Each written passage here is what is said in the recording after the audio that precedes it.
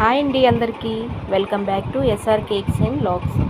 ఈరోజు వీడియోలో 1 kg butterscotch కేక్కి icing అనేది చూద్దాము. దీనికోసం నేను top and pride company whipping cream తీసుకున్నానండి. 1.5 కప్పు విప్పింగ్ క్రీమ్ తీసుకుంటే 1 kg బేస్కి 1 kg బటర్స్కాచ్ కేక్కి సరిపోతుంది. నార్మల్గా అయితే మనం 1/2 kgకి 1 కప్ తీసుకుంటాము.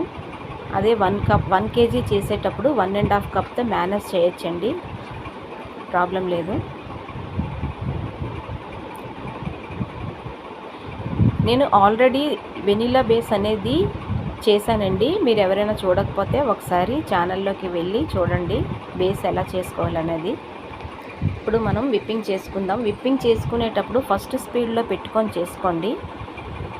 తర్వాత ఒక 2 minutes తర్వాత సెకండ్ స్పీడ్కి వెళ్ళండి. ఇంకా లాస్ట్లో థర్డ్ స్పీడ్కి వెళ్ళండి.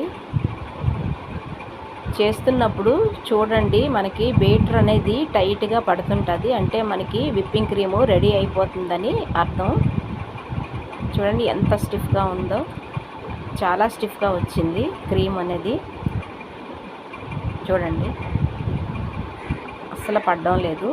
అందులో కొంచెం ఈ సీజన్ మారింది కదా, దానివల్ల కొంచెం విప్పింగ్ క్రీమ్ కూడా బాగా ఉంటుంది. అదే సమ్మర్లో అయితే మాత్రం చాలా ఫాస్ట్గా మెల్ట్ అయిపోతుందండి. నేను బటర్స్కాచ్ కేక్ చేస్తున్నాను కదా, అందుకోసం క్రీమ్లో నేను బటర్స్కాచ్ సాసు అండ్ కలరు వేసుకుంటున్నానండి. ఇవి బటర్స్కాచ్ నట్స్ ఇందులో కలుపుకుంటే టేస్ట్ ఇంకా బాగుంటుందండి కేక్కి. చూడండి కలిపేటప్పుడు కూడా చాలా స్టిఫ్గా ఉంది. క్రీమ్ కలిపేటప్పుడు, కలర్ కలిపినప్పుడు కూడా చాలా స్టిఫ్గా ఉంది. చాలామందికి ఇలా కలర్ కలిపేటప్పుడు ప్రాబ్లం వస్తుంది అంటారు.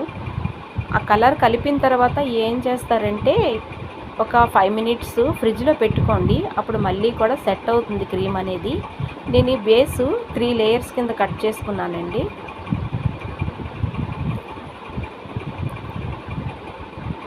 దీనికి షుగర్ సిరప్ అనేది అప్లై చేసుకోండి. షుగర్ సిరప్ని కూడా ఫ్రిడ్జ్లో పెట్టుకుంటే కూలింగ్ ఉంటుంది కాబట్టి మనకి బాగుంటుంది, సెట్ అవుతుంది. మనం క్రీమ్ అప్లై చేసినప్పుడు కూడా క్రీమ్ స్టిఫ్గా ఉంటుంది, మెల్ట్ అవ్వకుండా.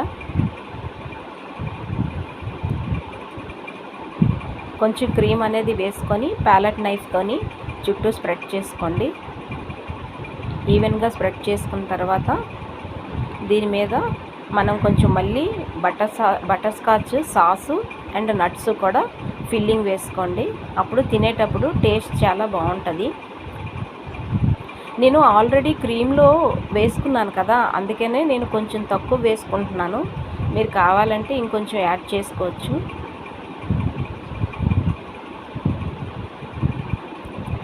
ఇలా స్ప్రెడ్ చేసుకోండి. స్ప్రెడ్ చేసిన తర్వాత కొంచెం బటర్స్కాచ్ నట్స్ అనేవి వేసుకోండి.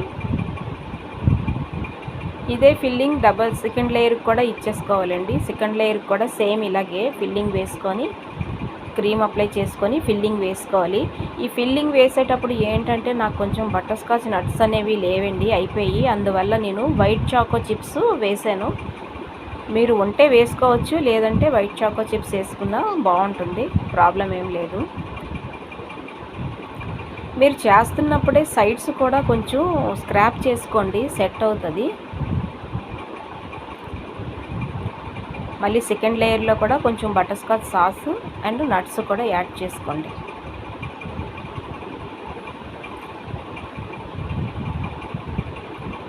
మీకు వీడియోలో ఏదైనా అర్థం కాలేదు అంటే నాకు కామెంట్ బాక్స్లో కామెంట్ చేయండి, నేను రిప్లై ఇస్తాను.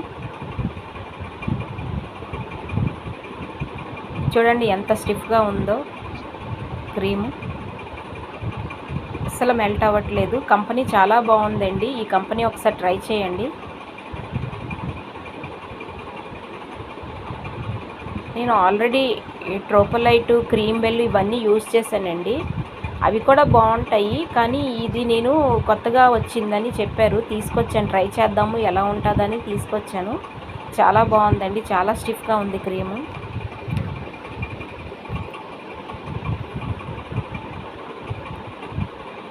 ఇంకా అయిపోయిందండి. లాస్ట్ లేయర్ పెట్టేసుకుందాము. ఇది ఫిల్లింగ్ చేసుకున్న తర్వాత లాస్ట్ లేయర్ పెట్టేసుకొని క్రమ్ కోట్ చేసుకొని ఫ్రిడ్జ్లోని ఒక 5 minutes 10 minutes పెట్టుకోండి, సెట్ అవుతుంది. ఫైనల్ లేయర్ పెట్టేసుకుందామండి. పెట్టేసుకొని క్రమ్ కోట్ చేసుకొని ఫ్రిడ్జ్లో పెట్టేసుకుందాం.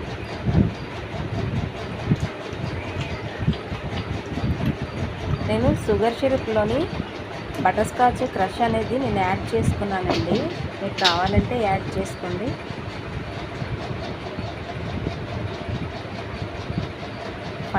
ఫైనల్ కోటింగ్ ఇచ్చేసి ఫ్రిడ్జ్లో పెట్టేసుకుందాం. 5 మినిట్స్ 10 మినిట్స్ పెట్టుకుంటే సెట్ అయిపోతుంది.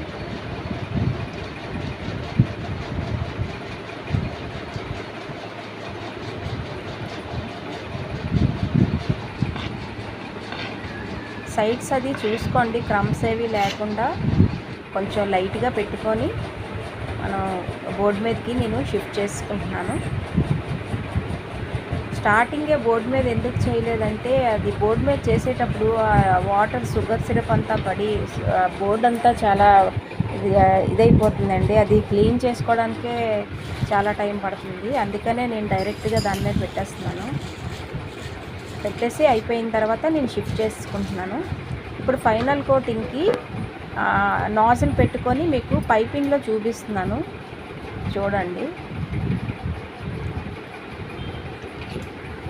చూసారా, క్రీమ్ ఇంకా గట్టిగా ఉంది, చాలా స్టిఫ్గా ఉంది.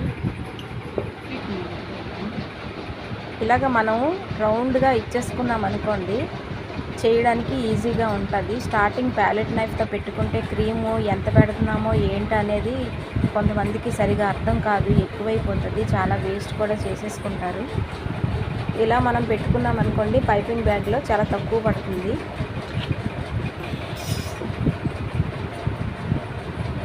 నెమ్మదిగా చేసుకోండి ఫినిషింగ్ అనేది, కంగారు పడి చేసుకోవద్దు. ఇలాంటి స్క్రాపర్తోని సైడ్స్ అంతా క్లీన్ చేసేసుకోండి బోర్డు మీద ముందే. మనం ఫైనల్ కోటింగ్ ఇచ్చేటప్పుడు కొంచెం అక్కడక్కడ తగులుతుంటుంది, దాన్ని క్లీన్ చేసుకోండి. అలా క్లీన్ చేసుకొని స్క్రాప్ చేసుకోండి, నీట్గా స్క్రాప్ చేసుకోండి. మనకి ఫినిషింగ్ అనేది నీట్గా కనబడితే కస్టమర్స్ కూడా చూడడానికి, వాళ్ళకి కూడా కేక్ చూడడానికి బాగా కనిపించాలి కదా. అలా స్క్రాప్ చేసుకునేటప్పుడు నీట్గా చేసుకోండి.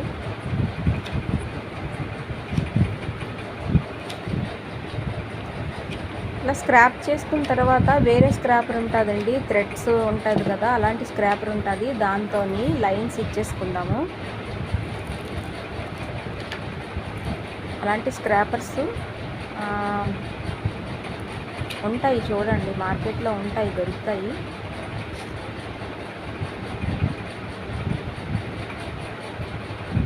ఎక్కడైనా సరిగా రాకపోతే మళ్ళీ ఇలాగా స్క్రాప్ చేసుకోండి. ఇక తర్వాత ఇలాంటి థ్రెడ్ లైన్స్ ఉంటాయి కదా స్క్రాపరు, అలాంటి దాంతో మనం లైన్స్ ఇచ్చేసుకుంటే కేక్ చూడడానికి నీట్గా కనిపిస్తుంది. ఇది నాకు డిజైన్ ఏమీ లేదండి, పేస్ట్రీ పీసెస్ ఆర్డర్ ఉన్నది, అందుకనే నేను డిజైన్ ఏమీ పెట్టలేదు. నెక్స్ట్ కేక్ ఆర్డర్స్ ఏమైనా ఉంటే దానికి డిజైన్స్ అనేవి చూపిస్తాను. బటర్ స్కాచ్ నట్స్ కూడా నా దగ్గర అయిపోయాయండి, అందుకనే నేను చాకో చిప్స్ ఉంటే దాన్ని యాడ్ చేసుకుంటున్నాను. యాడ్ చేసుకొని సైడ్స్ అంటించేసాను. కొంచెం అవి కూడా సరిపోలేదు, అందుకనే కింద లేయర్ వరకు మాత్రమే పెట్టాను. నేను పెట్టేసి ఇంకా కట్ చేసుకుంటున్నానండి, పేస్ట్రీ పీసెస్లా కట్ చేసేస్తున్నాను.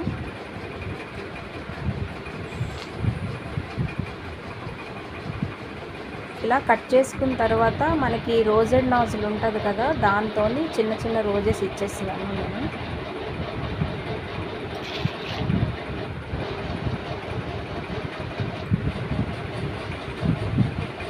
ఇలా రోజెస్ ఇచ్చిన తర్వాత దాని మీద చెర్రీస్ నేను పెట్టుకున్నానండి. చెర్రీస్ పెట్టుకొని ఆ స్ప్రింకిల్స్ ఉన్నాయి చూసారా, మరీ ప్లెయిన్గా ఉంది కదా బాగాలేదని చెప్పి నేను కొంచెం చాకో చిప్స్ పక్కన వేసుకొని స్ప్రింకిల్స్తోని డెకరేట్ చేసేసుకున్నాను.